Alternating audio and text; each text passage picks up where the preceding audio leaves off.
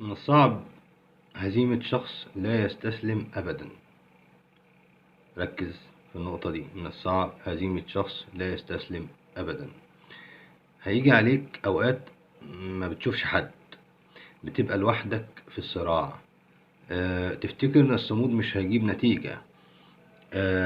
هتيجي أيام عليك هتشعر فيها بالإرهاق والألم، وليالي تنام فيها بالبكاء.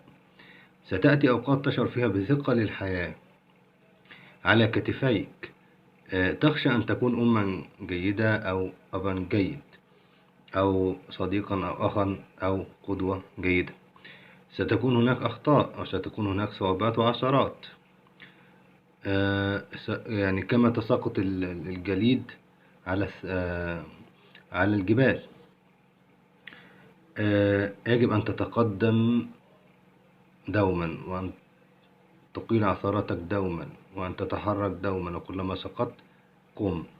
لن يقيل عثراتك سوى نفسك. محك جلدك مثل ظفرك، فتولى أنت جميع أمرك. وإذا قصدت لحاجة فاقصد لمعترف بفضلك. سوف تستدير وتشكر كل هؤلاء لاحقا بإذن الله. لا تتخلى أبدا عن أحلامك.